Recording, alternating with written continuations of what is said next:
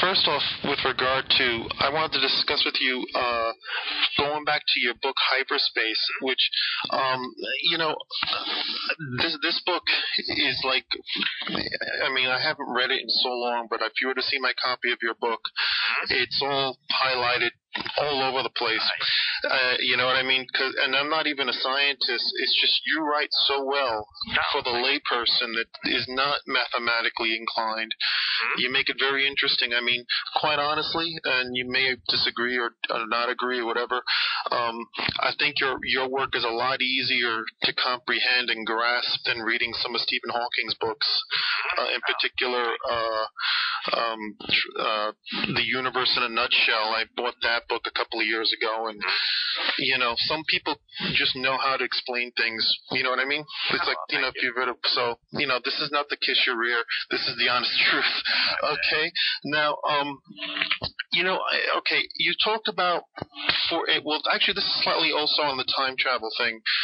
You know, my understanding from the book, Hyperspace, when you're talking about fourth dimension, fifth dimension, and beyond, we're talking about higher levels that we cannot possibly perceive. That's right. And so I can't. But yet on this recent clip, I guess that they used, you described the fourth dimension as being time, as in H.G. Wells' The Time Machine.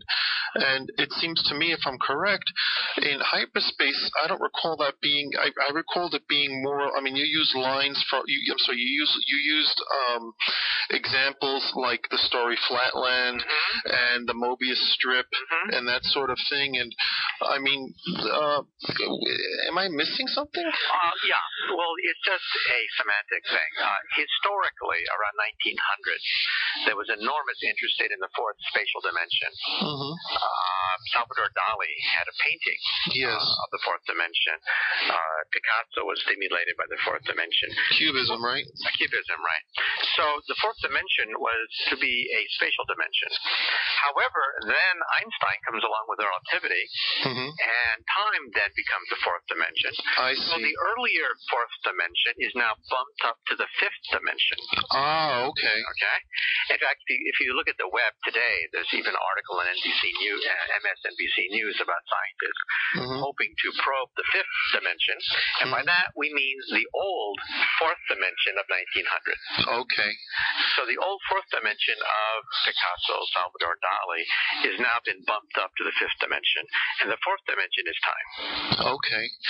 So let's just, I mean, I realize that we can't, like, if we were to, it's as you described, you know, trying to communicate with ants, and also as you described, you know, Flatland is the easiest example I find, but if we can't conceive it, like if we cannot conceive it because our minds are bound by the three dimensions, how can we determine the existence of dimensions that go up as high as the 10th dimension, as you discuss in Hyperspace? Well, first of all, the 10-dimensional theory is theoretical.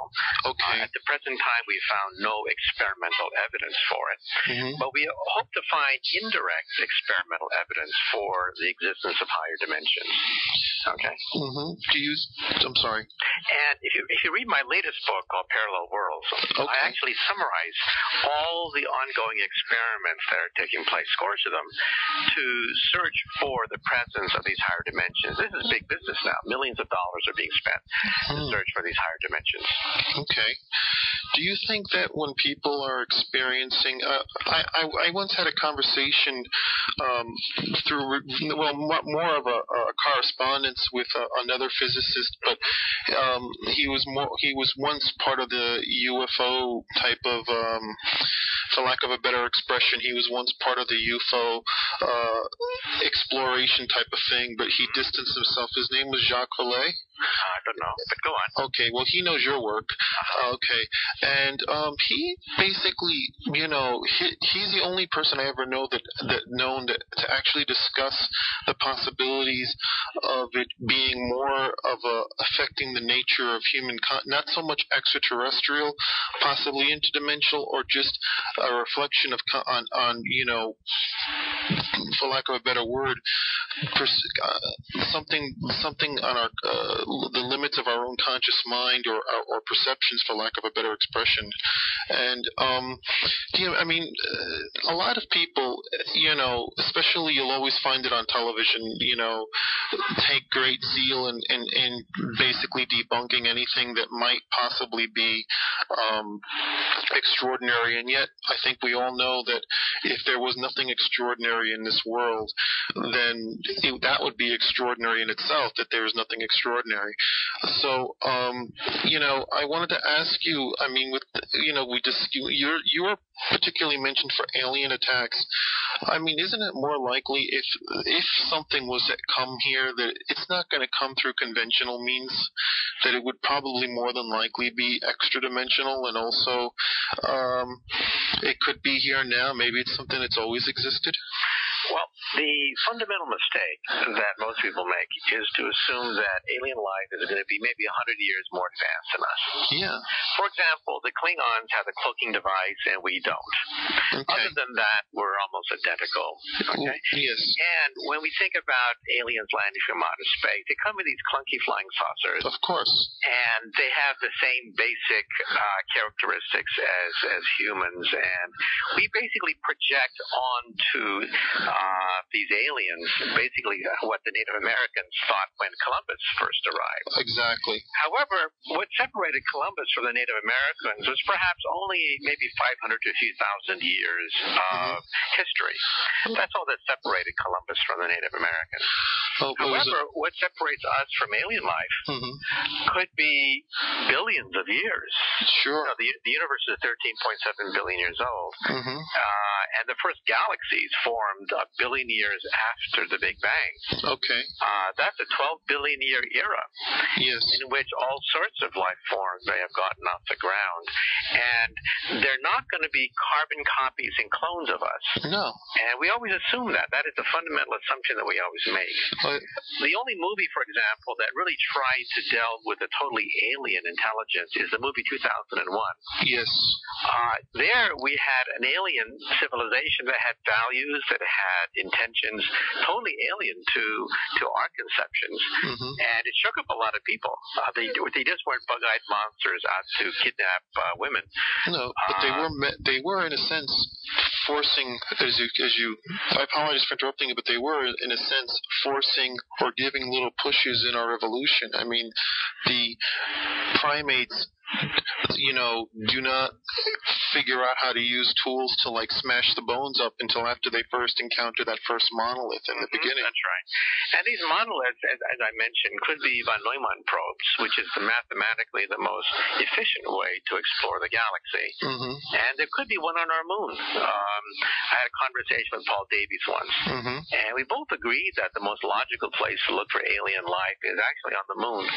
There could be evidence of very ancient visitations where alien life simply left a monolith on the moon and been observing us ever since.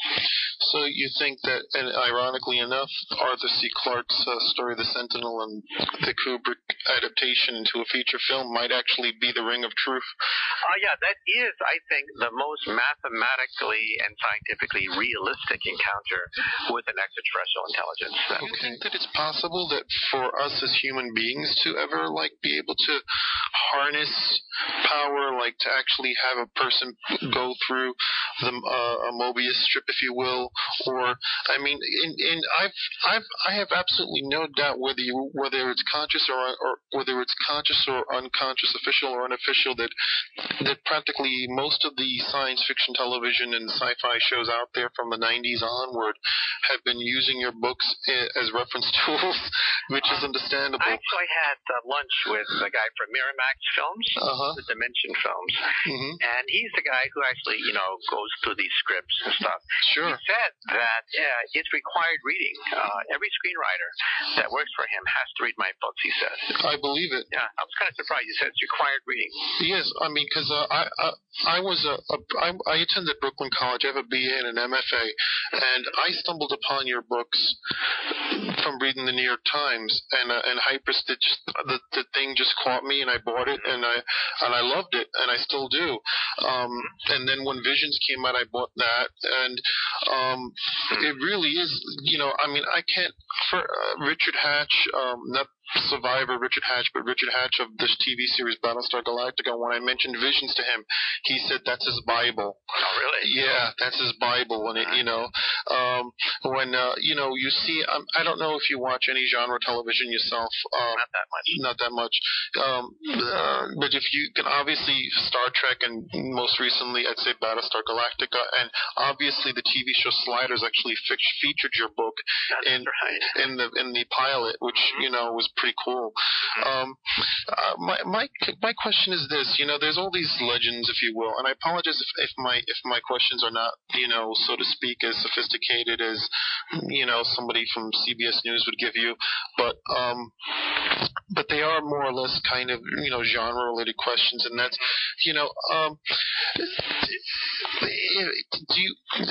I noticed, like, let's put it this way, could we harness extra-dimensional or interdimensional type of dimensions and actually enter into them or pass through them? Okay, let me address that. First of all, it is possible to communicate between universes. Gravity, we think, seeps across these universes freely. Mm-hmm. So by simply looking at deviations from ordinary Newtonian gravity, you can detect the presence of these other universes. Mm-hmm. And I mentioned experimentally several groups now at Purdue, University of Colorado, that are looking into this. Now, for us, however, we are made out of atoms. For us to leave our bubble universe, to leap into hyperspace, that's, of course, much more difficult. Mm-hmm. And you would have to be a Type 3 civilization to do that. Okay. And my latest book, Parallel Worlds, the whole last chapter, in fact, is I give a blueprint for what a machine would look like, mm-hmm. how big it would have to be, how advanced it would have to be, what physics would be used to create a lifeboat, mm-hmm. by which we could then pass between universes. Okay. Consistent with all known laws of physics. Okay, I don't violate any laws of physics when I give you this blueprint, mm-hmm. of this machine. The machine would be quite big. You're talking about a machine minimum about maybe 5-10 light years across. Okay. Much bigger than our solar system. Kind of like Deep Thought, if you've ever read any of the Hitchhiker's Guide to the Galaxy novels. Oh, okay. But it would have to be on that scale, mm-hmm. and then you would have to create temperatures that have not been seen since the Big Bang. Basically, the Planck energy of 10 to the 19 billion electron volts. Mm-hmm. At that point, space-time becomes unstable. Mm-hmm. So think of a microwave oven. If you put water in a microwave oven, you crank it up, it begins to boil. Water mm-hmm. boils. You crank it up even further, and then you get steam being formed. And heat it up even more than that, then you get bubbles of plasma beginning to form, mm-hmm. as atoms disintegrate. You heat it up even more. Finally, space begins to boil. Mm. Bubbles begin to form. And these bubbles are gateways. They are wormholes to another universe. You're saying, though, with regard to this theoretical machine that you discussed, unfortunately, I wish I had the book. I don't have it in front of me, but it's something I'll definitely make note of, obviously, when the interview gets published. Can you, you mentioned a lifeboat, so you're saying basically this is sort of like a protective thing so that we can gaze into something or sample something without ourselves being harmed by it? Oh, well, first of all, the machine is potentially dangerous because we are talking about, ripping the fabric of space and time. Yes. So it's not like a crystal ball where you can gaze into another dimension, right? Mm-hmm. You are talking about enormous quantities of energy concentrated at a single point. Mm-hmm. However, the universe itself is dying, and so one day we may have to escape our dying universe. Yes. And this would be the most convenient way to do it. Why do you feel this universe is dying? I mean, all the recent astronomical data coming from satellites, the WMAP satellite, indicates that our universe is in a runaway mode. The universe is accelerating, not slowing down. We used to think the universe was expanding but slowing down. Mm-hmm. The latest numbers show that it's wildly out of control. It's spinning out of control. Now, of course, the universe is not going to die anytime soon. We're talking about trillions of years in the future. Sure. But it does mean that all intelligent life will eventually die. Yes. When the universe dies. So you get very cold in the future. And the only way to escape the death of the universe is to leave the universe.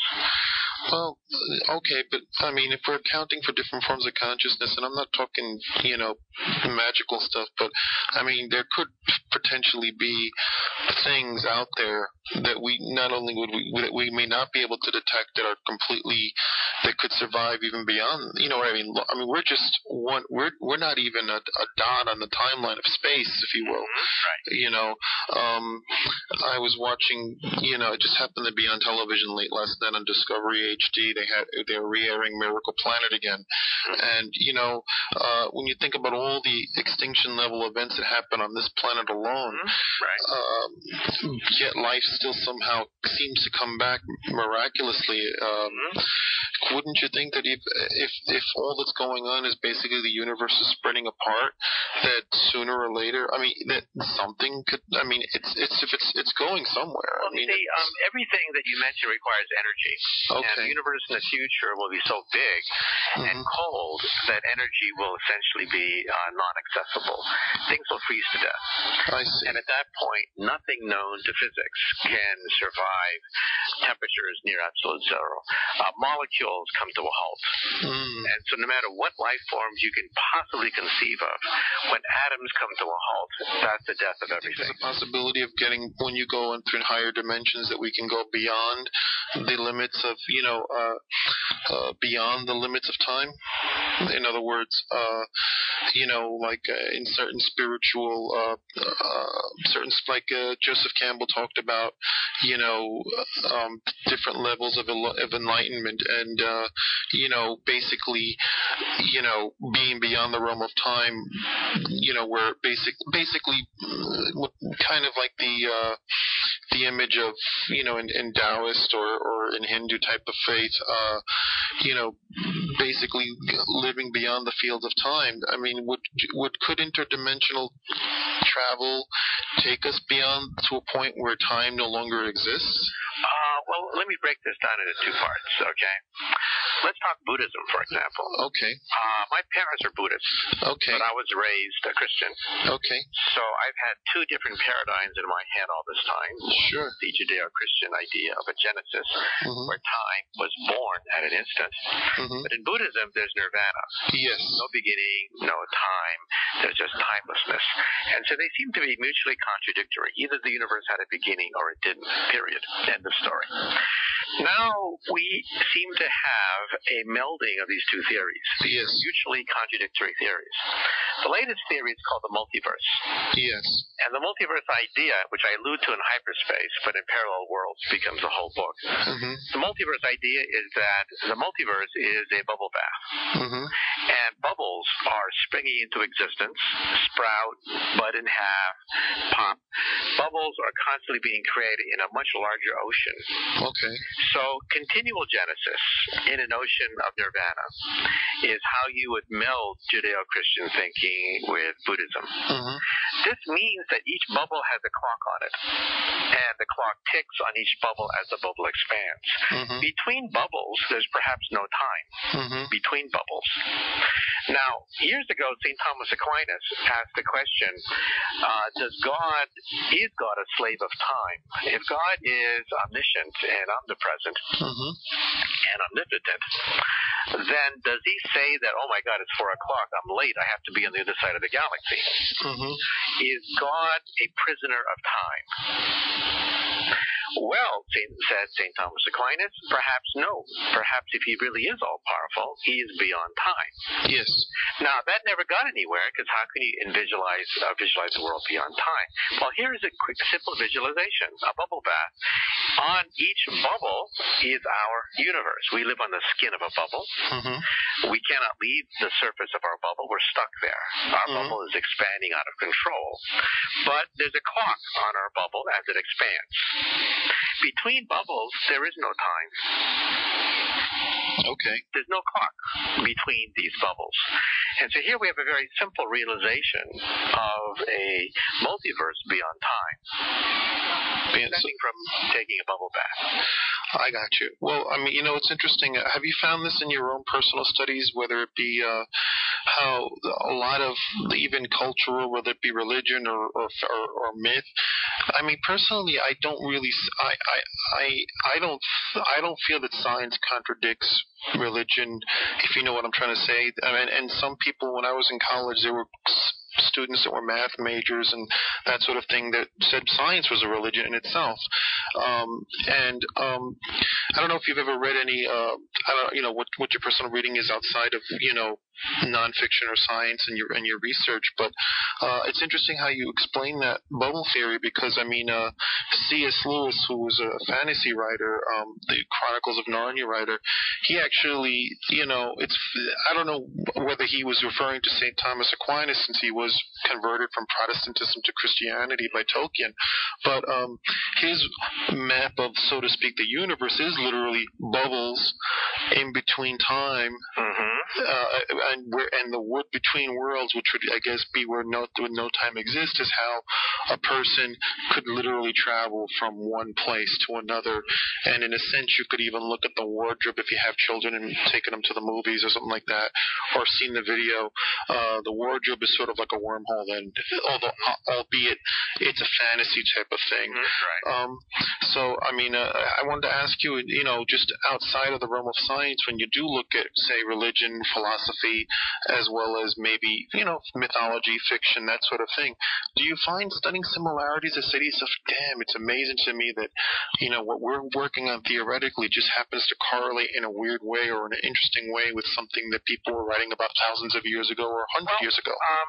See, most of science deals with the reproducible evidence.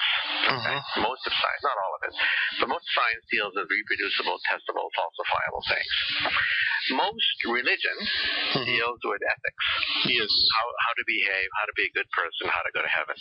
Okay? So for the most part, they are disjoint. However, science is not just the set of reproducible facts. Okay? Yes. Science also consists of theories, speculations that are not provable immediately, but will eventually be provable, like the black hole. It took 200 years since John Mitchell first predicted black holes using Newton's laws. It took 200 years to prove the existence of black holes. So science also deals with speculation. Okay? Religion, also deals with things beyond ethics. Okay. Religion also deals with cosmology, origins, meanings. Okay? So that's where the fringe area of science begins to intersect with the fringe area of religion. And then you do find certain commonalities. For example, unification. In many religions, unification is a fundamental theme. In fact, why don't we have all these Greek gods? Because we unified them into one God, and monotheism is a unification. And even within Christianity, there are streams that talk about unifications of diverse ideas and feelings and so on and so forth. Sure. Within physics now, we now realize that unification is one of the grand themes that Einstein pioneered, even though people laughed at him when he was pioneering it. We now know that unification is going to be one of the dominant themes. Okay. Another dominant theme is planes of existence. In religion, we have heaven, hell, and purgatory, and reincarnation. And, if you read the works of Dante, there's many planes of existence. And in physics, we have dimensions, not just the three dimensions that we're familiar with, but perhaps other dimensions. So in that sense, there's certain common themes found in one are also found in the other. Again, going back to the documentary, really quick, and then also I have just I hope you're not pressed for time. I just have a few more questions, if you don't mind. Do you find? I mean, this is going back a little bit. I apologize, but I mean, I think wouldn't you agree that just the whole idea of aliens attack in general, because that's where they interview you under, whether it be ID4 in particular, which completely makes no sense when you I mean, I've seen Harlan Ellison rip that movie apart. What movie is this? Independence Day. Oh, Independence Day. I mean, I remember reading a book or magazine, a science magazine, that said that all they'd have to do is like park in the Earth's orbit, and the sheer size of those things would cause gravity things that they wouldn't have to even land. They'd destroy everything. Not quite. You see, they're hollow. The calculations I've seen always assume a solid spaceship a few miles across. Mm-hmm. They're hollow, so I don't see any contradiction. You don't? Okay. But do you think likelihood, though, is really... I mean, at this point, I think the likelihoods of if there is going to be end of the world seems to be coming more closer to ecosystem collapses or global warming, which to me seems really part of the same thing. Asteroid impact is always a possibility, but alien attacks, I just don't see that happening. I mean, God forbid I'm wrong, but you know what I mean. I just don't see it happening. I mean, no one expects that to happen soon, but sooner or later, we know we could definitely encounter an alien civilization in our backyard. Carl Sagan used to ask the question: if there was a Type 3 civilization in our galaxy, would we be smart enough to detect it? Yes. Okay. And the answer is probably no. No. We're probably not smart enough to detect it. We're so primitive in our communication system. Like ants. Would ants be able to communicate with construction workers that are building a superhighway? No. Ants wouldn't be even able to comprehend the frequencies, the modes by which humans talk to each other and communicate by radio and television. Exactly. Ants communicate at ant frequencies. Exactly.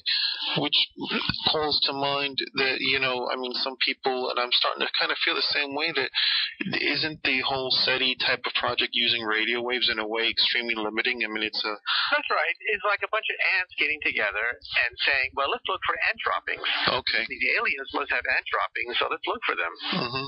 Well, humans don't have ant droppings. Yeah. And therefore, I got you. Yeah, so the fundamental problem that everyone makes is to assume that they're only 100 years more advanced than us. Exactly. And usually people this is for sure, for certain.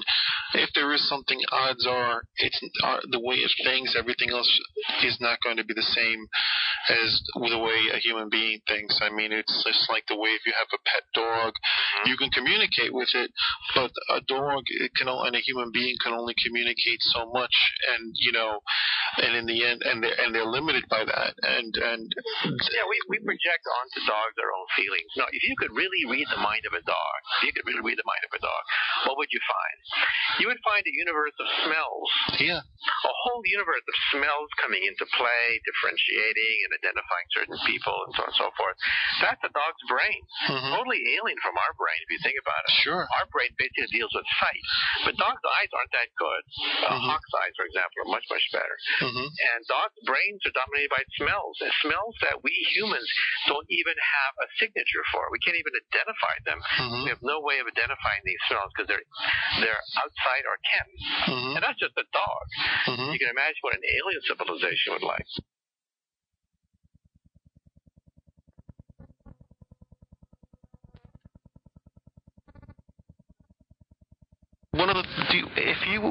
You described, this is again using, I apologize for using like these type of hokey type of, or very, fanboyish type of examples, but you say, I think, Star Trek, if you will, if we're going to just, describe it, you describe that as a Type 3 civilization.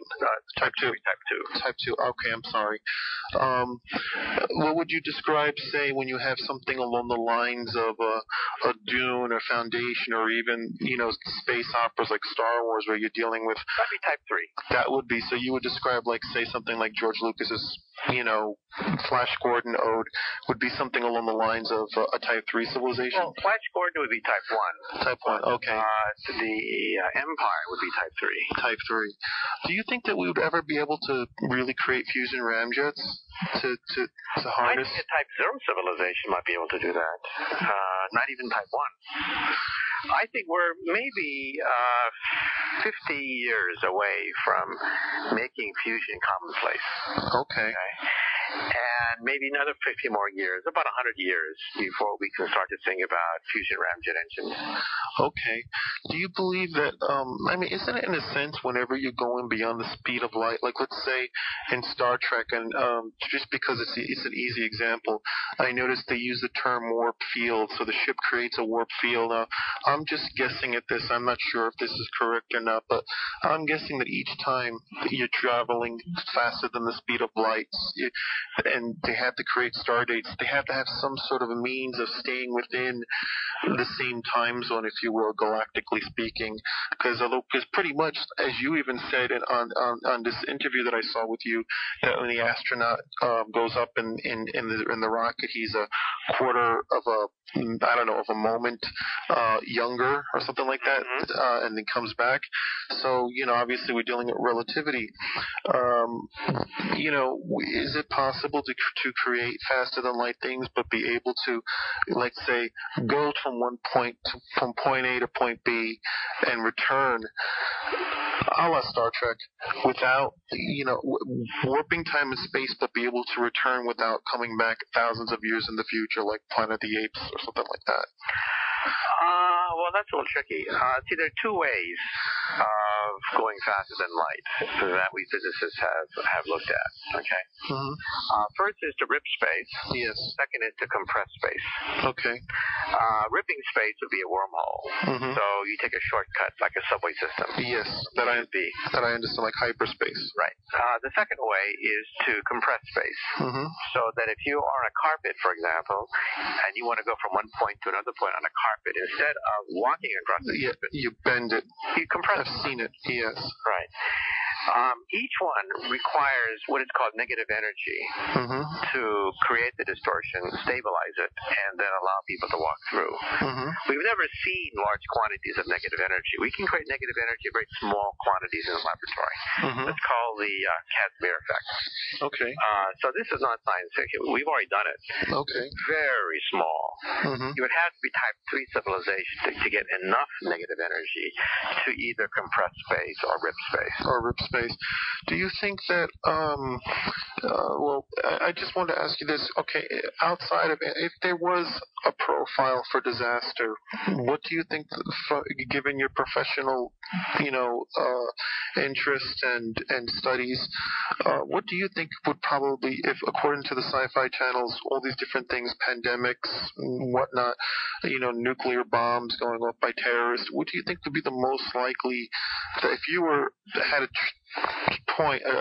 choice to choose one of these things and say, okay, this is what we need to focus on above everything else because this is what's most important and what's most immediate, what would you consider the most immediate threat to life as we know it on this planet? Well, there are many, but if you were to rank them in terms of time, yes, the most immediate would be probably three of them. Global warming, and then pandemic, either natural or artificial, and then third would be nuclear proliferation. So there would be the three that are on a scale, let's say, 0 to 50 years. 0 to 50 years. Then if you take a look beyond a 50-year time horizon, then other threats start to come into play. For example, artificial intelligence. Yes. Once we start to get sentient beings, toward the year 2100, are we going to be able to control them? That's not clear. And so other technologies begin to come into play on a 50-year time span. But on a time span now of maybe 50 million years, you're talking about meteor cometary impact, which could destroy all life on Earth. Yes. But the technology that we're talking about here, being able to harness it, would be on a scale of thousands of years. Thousands of years. Well, with regard to, say, artificial intelligence, do you think it's possible, say, like in the Terminator franchise, where basically it turns out that, if you've seen the films, that the Skynet is sort of the internet suddenly becoming conscious on its own, and taking over. It's a program that becomes sentient on its own. Do you think that it's possible for a spark of sentience to occur without us knowing? It's conceivable, but highly unlikely at the present time, because most computers are basically adding machines. Okay. That's all they do. They just add. However, sooner or later, primitive artificial intelligence systems will be added to the internet, which will give it a certain amount of autonomous behavior. Now, right now, most machines are not autonomous. Even so-called robots operate by remote control. Okay. The human manipulating like a puppet. Okay. So most of what we think are robots are actually not robots at all. They're not true automatons. Automatons work by themselves and make decisions and make goals all by themselves. The internet does not do that. The internet is basically a puppet.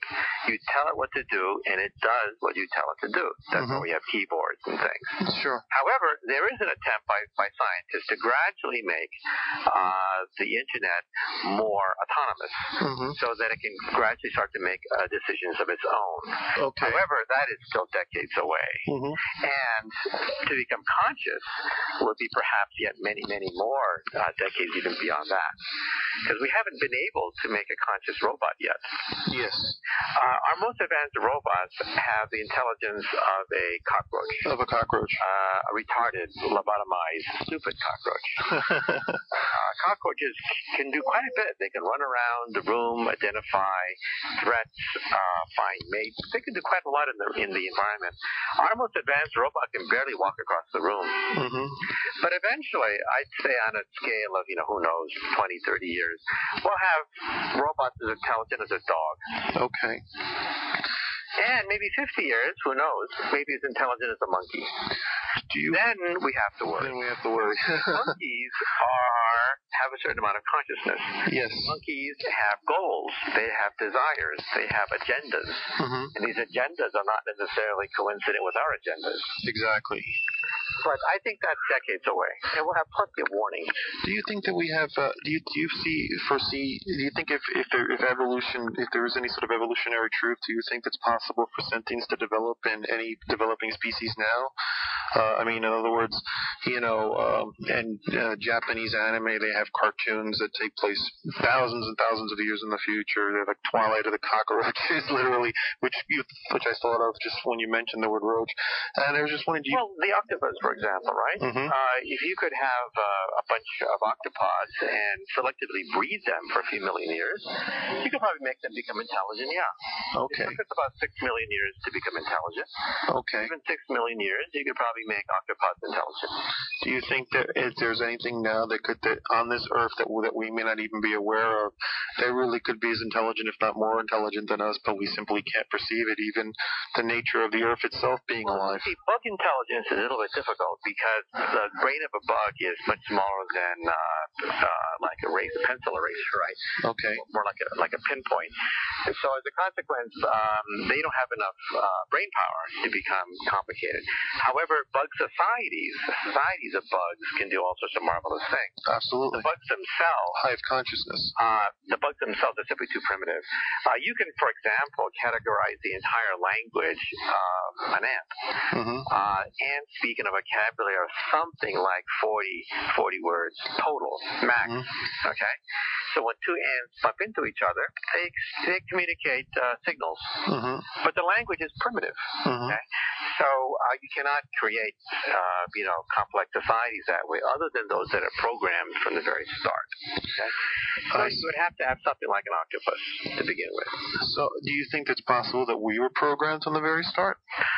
Well, maybe, but I think evolution works pretty fine by its own.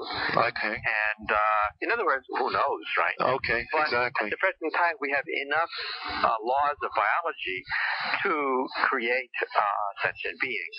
For example, when we separated from the apes, one of the main genes that separated from the apes was the ASPM gene, and that is the gene responsible for brain size. Okay. And it turns out that you can actually see that gene mutating over the last several 100,000 years, creating huge cranial capacity. And so perhaps just a few genes separate us from the apes. Okay.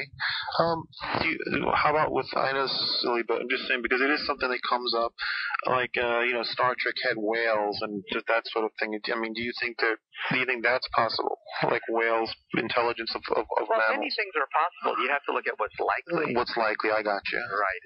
And whales are, mammals that started on land and then went back into the oceans, and their brains are quite large. They have a language. Porpoises' language have been looked at by scientists. And, even the porpoise has a brain a little bit bigger than our brain. Okay. And they can communicate quite well. One problem with the porpoise is that they don't have opposable thumbs. Okay. There's 3 ingredients to become intelligent. Okay. 3 basic ingredients. One is stereo vision of some sort, vision of a hunter to lock onto objects. Okay. Second is an opposable thumb, claw, tentacle to manipulate the environment. Okay. And third is a language. Language. Other than that, that's it. Period. Now, the porpoise has, if you look at it, stereo vision. Yes. 2 eyes, zoom in on targets. It has a language, but it doesn't have ability to manipulate the environment. No. Okay. But you can imagine, if you could breed a race of porpoises, you could, activate the bones to become hands, and then perhaps it would become intelligent. Do you see that happening in the future? Like, I'm not even talking about animals so much as, like, if you've ever seen the movie Gattaca, where they're basically, the richer you are, the more imperfections of the genetic code you can get taken out of your kids, and maybe even perfections put in. So, and the premise. Have you seen the film? No, but I know the premise. The premise. Okay. So basically these possibilities could and may actually, be like the plastic surgery of the next millennium in a sense. Plastic, and then, people are constantly trying to alter how they look. It's part of evolution. It's part of evolution. Yeah. To maximize your reproductive success. Do you think that, this is somebody that, I've never read this book, but I was told that Einstein was found dead with his face buried in this book. So I'm actually... No, I don't think... No, he died in the Princeton Hospital. He did? Okay, well then that's a wise tale, but... Right, the nurse was there when he died. Okay, because, I'm sorry, I'm not a scientist, and somebody referred me to this book. I wanted to know if you had read it by any chance. What's the book? Worlds in Collision by Immanuel Velikovsky. Yeah, that's a fraud. It's a fraud? Yeah, it's a total fraud from start to finish. Really? Yeah. Now, on the other hand, Einstein knew the guy, and the guy would, he wrote everybody. He was a very, very insistent, very persistent guy. He wrote Einstein, so, Einstein at least, listened to him. But, from what I know about the book, it violates Newtonian mechanics. Forget Einstein, forget the quantum theory. It violates very simple Newtonian mechanics. Okay. Like Venus. Venus cannot be a comet. No. Okay, I've never read the book. In fact, I was looking for the book, but it's almost impossible to find. It's very simply, the book says that many biblical events can be explained using astronomical explanations. Floods, Moses going across the desert can be explained by comets going across the earth. And this comet eventually came into a stable orbit and became Venus. Right? That's not possible. You can run the videotape backwards and show that Venus in the time of Moses was still a planet. Okay, and of course. And comets are about 20 miles across. Halley's Comet is about the size of Manhattan. Most comets are about the size of Manhattan. And you're not going to get comets that big hurtling around in elliptical orbits.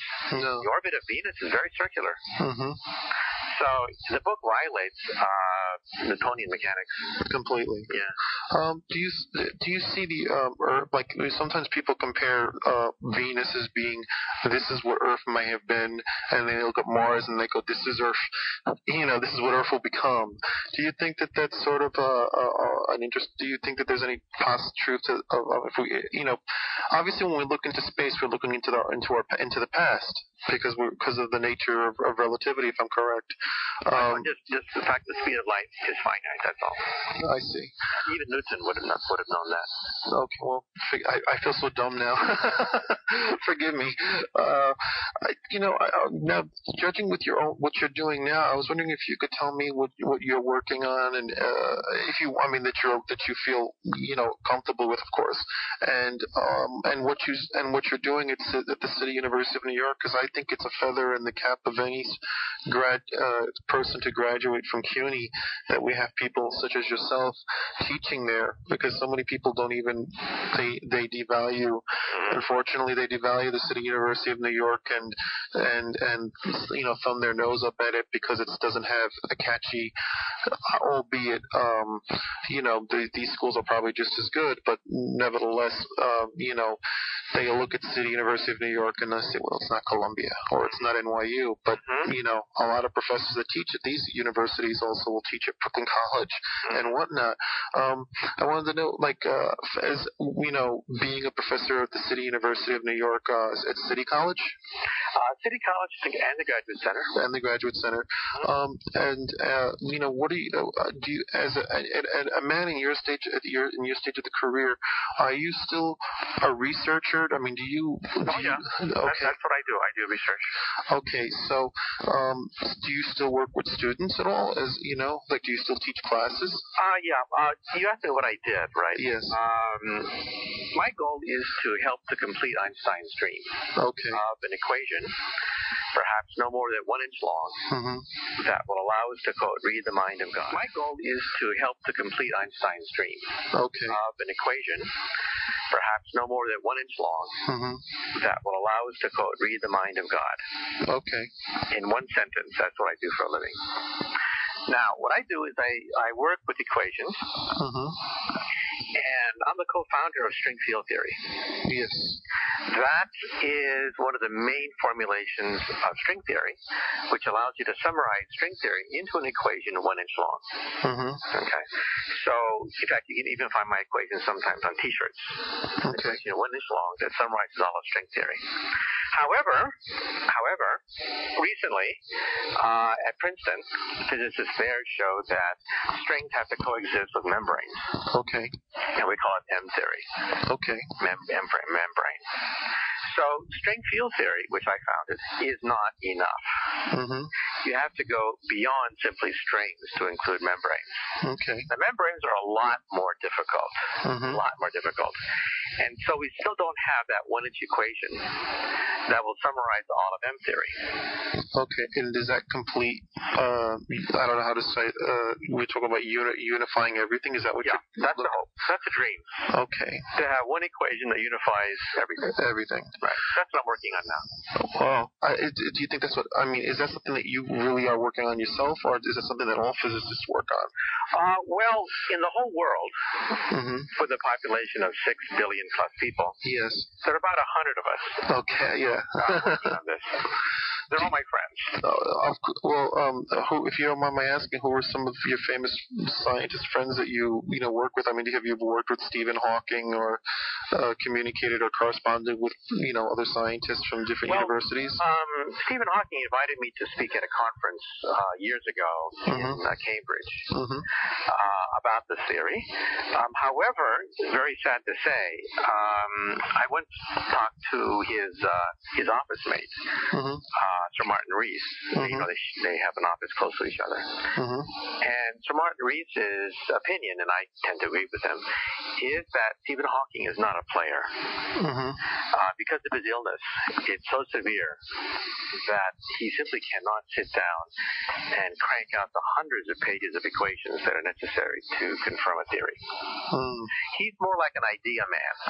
Okay? His goal is to try to look at the big pictures and try to, change the direction of physics maybe. But in terms of actually sitting down and cranking out the math, he can't do it. It's just physically not possible. This is a stupid question, but I just out of curiosity, a person of your capability, were you always a math whiz even as a child? Well, most of my friends, decided to become physicists at around the age 10. Mm-hmm. And think of a violinist. They even start earlier. Mm-hmm. And they can memorize, many fantastic works of music, each one requiring, millions of different kinds of bits of information. Mm-hmm. And for them, it's second nature. Think in terms of chords. The chicken scratches called musical notes resonate in their mind, right, as music. Mm-hmm. We physicists are very similar.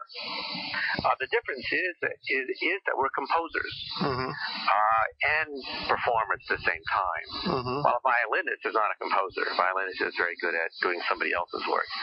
We play with equations. Mm-hmm. Our world consists of equations that float in our head. Mm-hmm. In other words, if you read the mind of a dog, you'll find smells going through their mind. Mm-hmm. If you read the mind of a musician, it's these musical notes that resonate through their mind. Mm-hmm. If you go to a physicist, it's basically equations that dance in their head. So, but at the level of mathematics that you're dealing with at this point, I mean, you're beyond numbers. You're using symbols and things of that nature, right? A friend of mine once, one of my students, when I was at Princeton, I used to teach at Princeton. Mm-hmm. One of my students was listening to a conversation with me on the phone. I was speaking to another very well-known string theorist. Mm-hmm. And afterwards, he said, I understood every single word you said.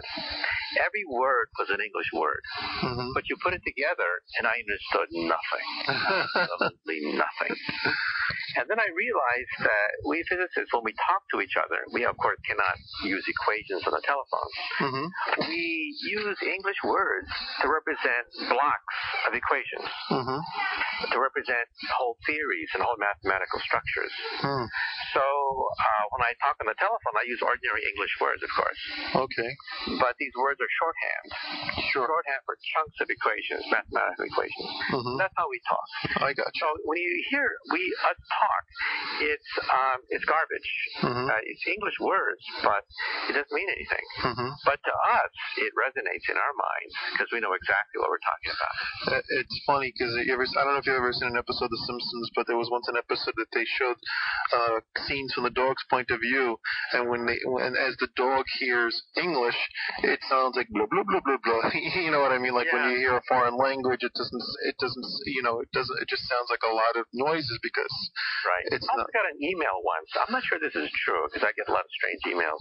I can imagine. We were watching The Simpsons, where Simpson goes into the second dimension. Yes.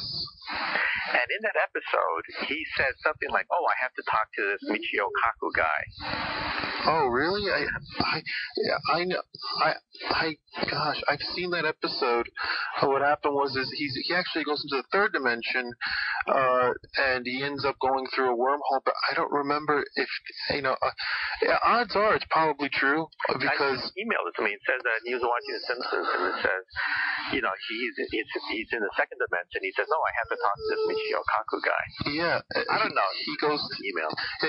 He falls through a wormhole at the end. It was one of those Treehouse of Terror Halloween episodes that they do parodies of, and basically at the end, Homer Simpson, they use CGI to create a three-dimensional Homer Simpson, ends up in our world because they mess up bringing him back, and they so he falls through the wormhole and comes out. And I have to get that episode to watch it. Yeah, and of course, what's the first thing that catches his eye is a donut shop, that sort of thing. It was cute, So what? Okay, what's your newest book is called once again? Parallel World. Parallel World. A bunch of science prizes already. Okay, because I apologize, I haven't read. I've read two of your books, but I've been a bit out of my job has gotten me so involved with so many other things that I no longer have as much time to read the way I did in college. But can you tell me the name of the publisher, etc.? I'm sorry? Doubleday. Okay.